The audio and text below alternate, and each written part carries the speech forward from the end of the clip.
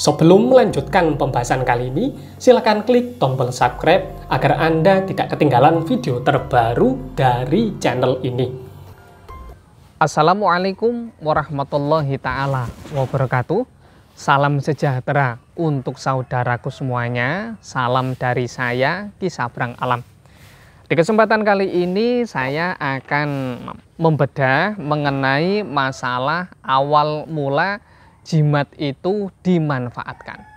Namun sebelum saya membahas akan hal tersebut, saya meminta waktu untuk saudaraku semuanya untuk meluangkan waktu untuk menekan tombol subscribe dan aktifkan notifikasi lonceng yang ada di bagian samping.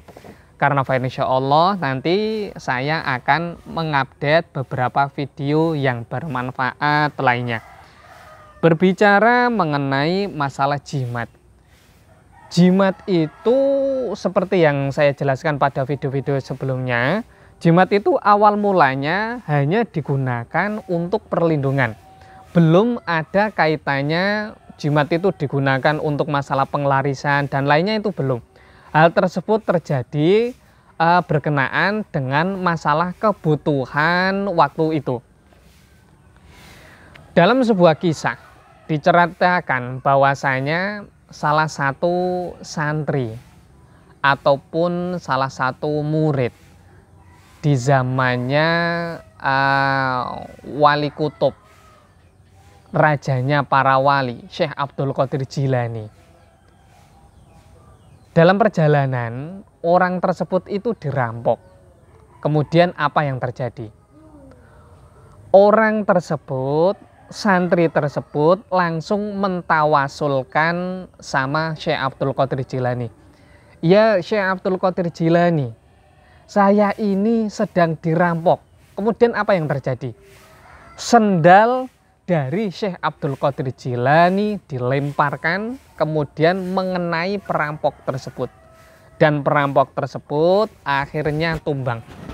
Pada waktu itu Syekh Abdul Qadir Jilani baru mengajar. Kemudian karena mendengarkan beberapa santri meminta pertolongannya, kemudian sendalnya ini langsung dilemparkan dan mengenai perampok tersebut.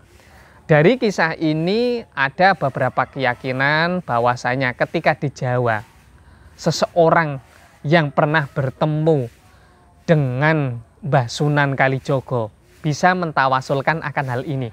Karena diyakini bahwasanya Mbah Sunan Kalijogo juga memiliki karomah. Meskipun untuk karomahnya kita tidak mengetahui apakah tingkat karomahnya sama dengan Syekh Abdul Qadir Jilani atau tidak, saya kurang memahami. Namun intinya beliau ini memiliki karomah. Kemudian salah seorang santri ataupun kita menyebutnya dengan rakyat di zaman Mbah Sunan Kalijogo itu ketika akan bepergian itu mendatangi beliau. Dalam kisahnya Mbah Sunan Kalijogo membekali dengan biji kacang hijau. Kemudian bingung, wah ini biji kacang hijau digunakan untuk apa? Gumam orang yang diberikan. Kemudian setelah itu dalam perjalanan ternyata ada kejadian pembegalan ataupun perampokan. Kemudian seorang santri yang dibekali kacang hijau sama Mbah Sunan Kalijogo itu menyebarkannya di depannya. Dalam kisahnya biji kacang hijau itu berubah menjadi prajurit dan membantunya untuk melawan dari perampok. Dari kisah inilah muncul begitu banyak pemahaman dan pembelajaran hingga terwujudlah beberapa jimat ataupun ageman spiritual yang tujuan utamanya digunakan untuk perlindungan. Kemudian dalam kitab ini juga dijelaskan bahwasanya biji kacang hijau ini ketika disebarkan ternyata mampu mewujudkan sosok guru spiritual yang hadir untuk membantu. dalam hasanah keyakinan Nahdiyin ataupun keyakinan orang NU, hal ini bagian dari tawasulan. Dan proses tawasulan ini bisa terjadi ketika hati seseorang bisa menyatu sepenuhnya dengan seorang guru. Dan bagaimana tata cara menyatukan hati agar bisa menyatu dengan seorang guru nanti akan saya jelaskan di pertemuan selanjutnya.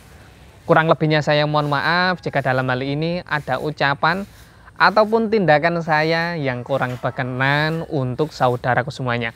Wassalamualaikum warahmatullahi ta'ala wabarakatuh. Salam sejahtera untuk saudaraku semuanya. Salam dari saya, Ki Sabrang Alam.